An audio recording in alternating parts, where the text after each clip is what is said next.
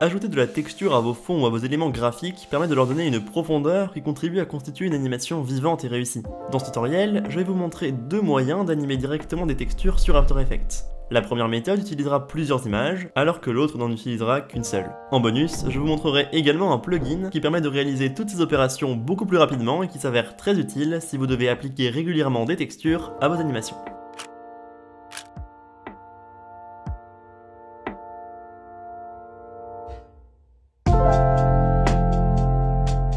Ok, donc on est parti pour la première méthode avec plusieurs images. Je vais créer une nouvelle composition, je vais l'appeler texture sur plusieurs images. Je vais la laisser en 1920 par 1080, donc du Full HD. Personnellement, j'aime bien travailler à 60 fps, mais vous pouvez totalement travailler à 30 ou à 25, y a pas de souci. Et on va rester sur une durée de 30 secondes, ça suffira largement pour l'exemple. Je vais appuyer sur OK.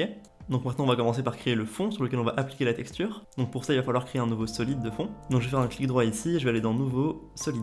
Donc je vais l'appeler fond, et je vais m'assurer qu'il est bien à la taille de ma composition, donc en l'occurrence 1920 par 1080, c'est très bien. Si vous avez un doute, vous pouvez cliquer sur créer à la taille de la composition juste ici, pour être sûr qu'il soit bien en bonne dimension. La couleur on la changera juste après avec un effet de dégradé, donc on s'en fout, on peut cliquer sur OK. Petite astuce pour ceux qui veulent aller plus vite, à la place de devoir systématiquement faire clic droit, nouveau solide, vous pouvez simplement utiliser le raccourci CTRL-Y qui vous fera gagner du temps. Maintenant qu'on a notre fond, on va un petit peu l'améliorer, donc je vais venir dans les effets et paramètres prédéfinis, juste ici.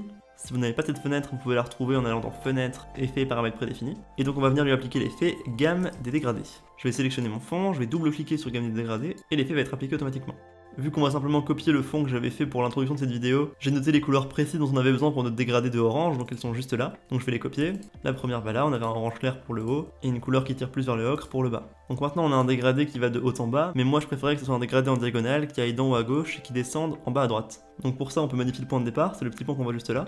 Donc pour le bouger je vais le sélectionner avec ma souris, je vais maintenir le clic, je vais également maintenir la touche Shift enfoncée et je vais le décaler vers la gauche jusqu'à ce qu'il atteigne le coin supérieur gauche. Là pour avoir quelque chose de vraiment très précis, je peux même venir écrire 0, 0 pour être sûr qu'il est pile poil dans le coin supérieur gauche. On va faire la même chose avec le point d'arrivée, je vais venir le décaler en bas à droite, donc je le sélectionne, je maintiens le clic enfoncé, je maintiens Shift, je le décale en bas à droite, et donc là si on va être 100% précis, les dimensions à rentrer ça va être 1920 par 1080, étant donné que ce sont les dimensions de la composition. Donc maintenant qu'on a ça, on a un dégradé qui est plutôt chouette. Si jamais vous utilisez d'autres couleurs ou alors que votre dégradé ne passe pas fluidement d'une couleur à l'autre, vous pouvez aussi venir augmenter la dispersion, donc ça va avoir pour effet d'adoucir le dégradé et de faire en sorte qu'il transitionne mieux d'une couleur à une autre. Maintenant qu'on a notre joli fond, on va pouvoir rentrer dans l'essence du sujet, donc les textures. Une texture dans notre cas, ça va avant tout être une image qu'on va ajouter à la composition et qu'on va incruster à l'intérieur du fond avec un mode de fusion particulier. Donc pour trouver les images sources, soit vous les avez déjà et c'est très bien, soit vous devez aller en chercher sur internet. Donc pour ça, pour trouver des images, il y a 3 sites que je vous recommande particulièrement, Unsplash, Pixabay et Freepik.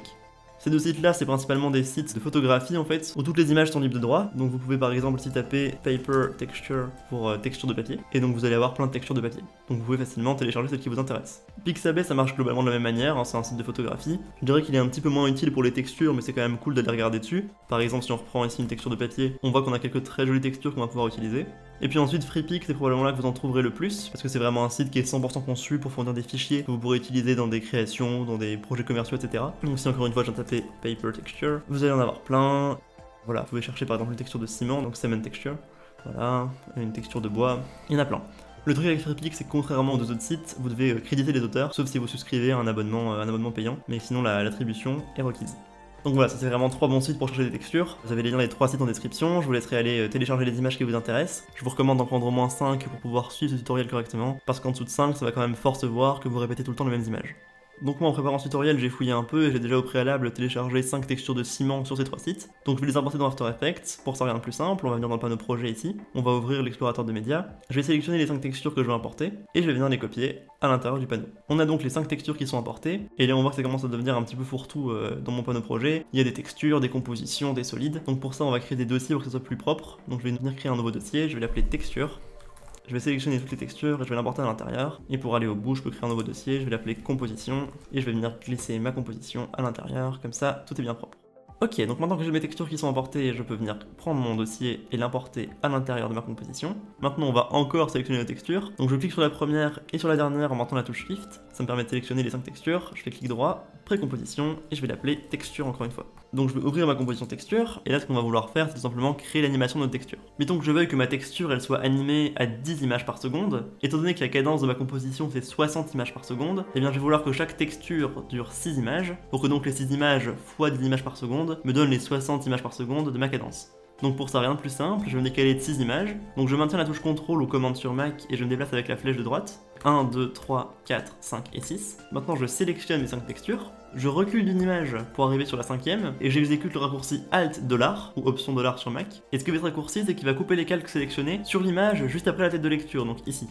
Donc comme ça, chaque texture dure bien 6 images. Et maintenant, je peux venir faire un clic droit en gardant les textures sélectionnées, venir dans la rubrique Assistant d'image clé, cliquer sur Calque de séquence et faire OK.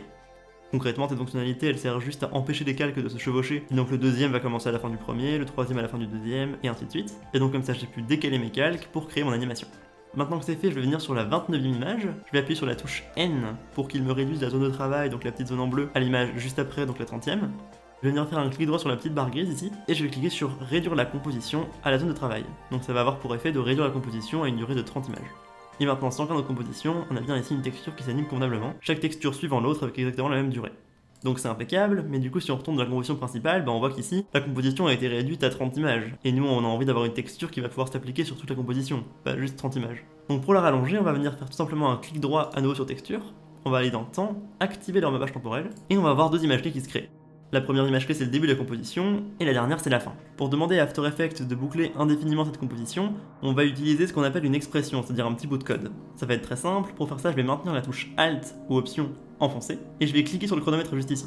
Donc je clique, et donc là on a un champ qui s'ouvre et qui permet d'écrire des expressions. Ce qu'on va écrire c'est tout simple, c'est l'expression loop out, donc L-O-O-P O majuscule UT. Quand vous écrivez loop, il la propose juste ici. Ensuite, deux parenthèses qui sont indispensables. Entre les deux parenthèses, on pourrait écrire des précisions supplémentaires, mais là en l'occurrence c'est pas nécessaire, donc je vais sortir des parenthèses. Point virgule pour fermer la ligne, et on sort du champ. Et là, ce qui va se passer, c'est qu'il va boucler indéfiniment la composition. Ce que fait cette expression, c'est tout simple, elle dit qu'à partir du moment où la tête de lecture atteint la dernière image clé, on retourne à la première image clé. Donc de cette manière, ces 30 images vont boucler indéfiniment sur toute la longueur de la composition, et même si j'avais un film de 2 heures qui s'étend à l'infini, eh bien cette boucle ne s'arrêterait jamais.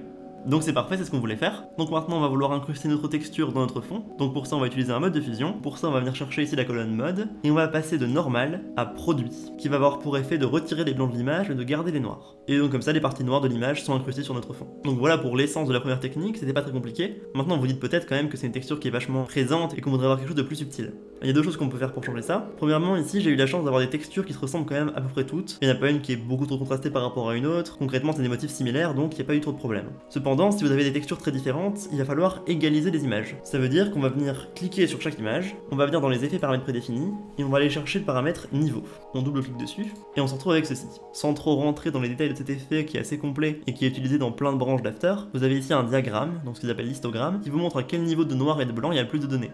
En l'occurrence, sur cette image-ci, on voit qu'il y a beaucoup de données dans les tons clairs et quasiment rien dans les tons noirs. Avec les petits paramètres ici, je vais pouvoir ajuster les tons noirs, les tons blancs, et ajuster l'équilibre final en rajoutant du blanc ou en rajoutant du noir.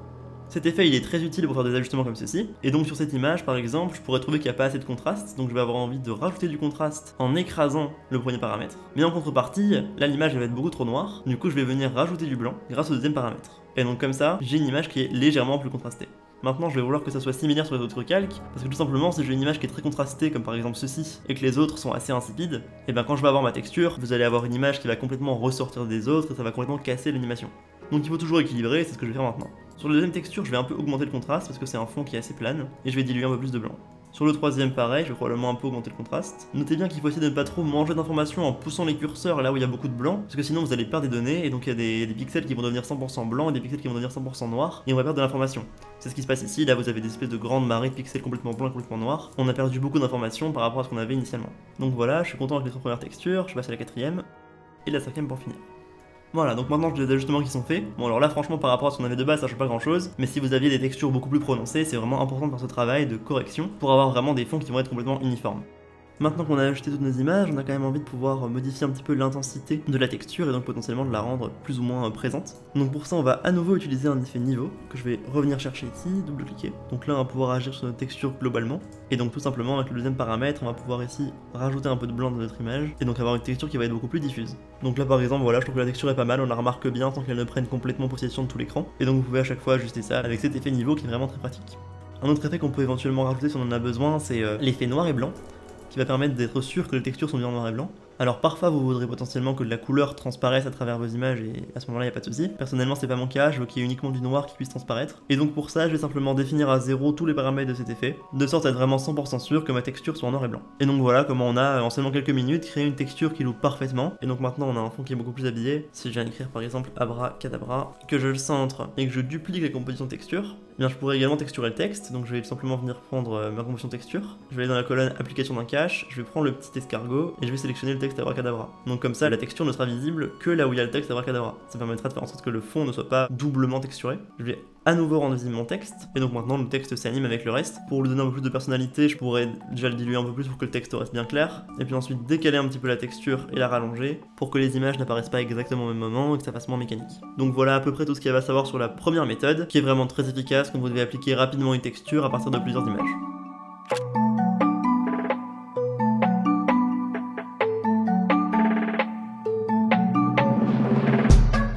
C'est parti pour la deuxième méthode qui va être encore plus simple, encore plus courte. Donc cette fois-ci comme promis on va utiliser une seule image. Donc moi j'ai ici été téléchargé à nouveau sur Unsplash une grande image de papier. Et donc c'est assez important que les dimensions de l'image soient plus grandes que celles de votre composition. On va voir pourquoi dans un instant. Donc on va commencer par importer notre image dans After Effects. Maintenant je vais pouvoir créer une nouvelle composition, donc à nouveau en 1920 par 1080. Et donc c'est cette composition qui va contenir la texture. Donc je vais l'appeler texture avec une seule image, et je vais appuyer sur OK. Je vais donc importer ma texture de papier, et donc comme on peut le voir, cette image est vraiment très très grande. Vous n'avez pas besoin d'avoir une image qui soit à ce point gigantesque, tant qu'elle est environ 150%, au mieux 200% plus grande que la taille de la composition, c'est suffisant. Donc ici la technique elle va être toute simple, on va venir cliquer sur la texture, on va appuyer sur la touche P de notre clavier pour afficher la position, sans raccourci, on va dézoomer avec la touche Alt ou Option, et avec la molette de la souris, on va se positionner par exemple complètement en haut à gauche de l'image, et on va venir définir une première image clé. Comme pour l'autre texture, il faut qu'on définisse à quelle fréquence les images doivent changer. Personnellement, je pense que 10 images par seconde, donc une modification toutes les 6 images, c'est très bien. Donc je vais aller à la 6ème image, je vais à nouveau déplacer mon image en maintenant le clic, par exemple ici, et je vais répéter l'opération au moins 5 ou 6 fois pour pas que ce soit trop évident. Donc je vais à la 12ème image, 6 plus 6, je vais venir ici par exemple, qui est une partie qu'on n'a pas encore vue, j'avance de 6 images pour arriver à 18. Ok, donc là c'est bon, j'ai mes images clés. Pour finir mon animation, je vais à nouveau aller 6 images plus loin, donc là 42 plus 6, 48. Je vais venir prendre la première image clé, et je vais la coller ici. Donc ça va avoir pour effet de nous ramener à la position de départ. C'est important pour pouvoir créer une belle boucle. Maintenant que j'ai ceci, pour faire boucler l'animation, on va utiliser la même technique que l'autre fois, sauf que cette fois il n'y aura pas besoin de passer par l'emmapage temporel, on va pouvoir le faire directement sur la position. Donc encore une fois, je maintiens la touche Alt ou Option sur Mac, je clique sur le chronomètre, j'accède aux paramètres d'expression, je vais écrire un nouveau loop out avec les parenthèses, je sors des parenthèses, point virgule, je clique ailleurs, et donc là j'ai à nouveau une boucle. Pour autant, là on n'a pas du tout un effet de texture parce qu'After Effects interpole, c'est-à-dire qu'il crée des images intermédiaires entre chaque image clé. Moi j'ai pas envie qu'il fasse ça, donc rien de plus simple, je vais sélectionner toutes les images clés, je vais faire un clic droit sur n'importe laquelle d'entre elles, et je vais venir cliquer ici sur maintien des images clés. Et maintenant, miracle, il n'y a plus d'interpolation, donc il change de manière brute d'une image clé à une autre, et on a notre effet texturé. Donc voilà, c'est encore plus simple à faire que la première fois. Là ici j'ai une texture qui est vraiment très grande, donc c'est très agréable et ça prend vraiment pas longtemps. Si jamais vous avez une texture qui est plus petite, vous pouvez également jouer avec la rotation. Donc pour ce faire, vous cliquez sur votre texture, vous maintenez la touche Maj enfoncée plus R pour afficher la rotation tout en gardant la position affichée. Et donc sur chaque image clé, vous pouvez un petit peu bouger la rotation. Donc par exemple ici on va se mettre à moins 15, je mets une image clé. Là en l'occurrence, vous allez bouger un peu la position. Ensuite je vais mettre à 12. Sur la dernière image, je n'oublie pas de remettre ma première valeur. Je vais faire la même manipulation sur la rotation pour pas avoir d'interpolation, donc je sélectionne tout, clic droit maintien. Et donc comme ça, j'ai rajouté une variable rotation dans mon animation, ce qui en l'occurrence ne change pas grand chose, mais si vous aviez eu une image plus petite, fatalement vous n'aurez pas pu créer 8 positions différentes sans qu'on voit que c'était la même texture. Du coup le fait de changer un peu la rotation, ça permet de camoufler beaucoup mieux le fait que vous n'utilisez qu'une seule image. J'avais oublié de dupliquer mon expression, donc je vais le faire maintenant. Alt-clic sur le chronomètre, CTRL-V pour coller l'expression que j'avais copiée juste au-dessus. Je clique en dehors, et magie, ça loupe indéfiniment. Donc c'est très bien, maintenant qu'on a ça, on va pouvoir venir chercher le fond de l'autre animation. Je fais CTRL-C, CTRL-V juste ici, je vais venir le descendre juste en dessous. Passer le mode de fusion ici de normal à produit. Et on a une très belle texture de papier qui rajoute de la vie à notre fond qui s'anime indéfiniment. Comme pour l'autre texture, je pourrais très bien venir chercher ici l'effet de niveau, le coller sur le papier, et ajuster à quel point je veux que la texture se présente ou pas. Par exemple, comme ça me paraît être pas mal. Voilà, ça aurait tout ce qu'il y avait à dire sur la deuxième méthode, position, rotation, maintien des images clés, c'est vraiment les 3 principes qui permettent de faire une belle texture avec une seule image.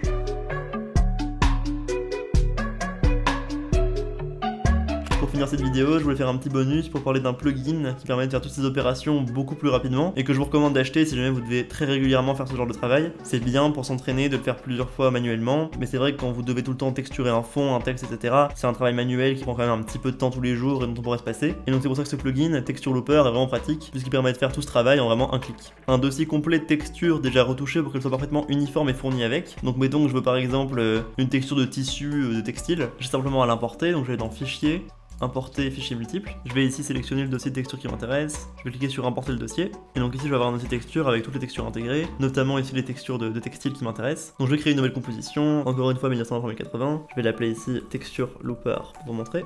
Je vais à nouveau copier mon fond de base pour avoir un fond, hop, j'importe mes tissus. Voilà, donc ils sont tous là. Et donc je vais simplement essayer de venir cliquer sur ce bouton dans le plugin, et voilà, là ça s'anime automatiquement sur la rotation, la position, dans les deux images. Donc j'ai ici un contrôle qui me permet de dire à quelle fréquence je veux que ça s'anime, donc en l'occurrence il y a 12 images par seconde, je peux décider par exemple de descendre à 8 images par seconde, qui est une fréquence que j'aime mieux, voilà. L'effet de niveau est directement intégré ici, c'est très pratique pour modifier l'intensité de la texture.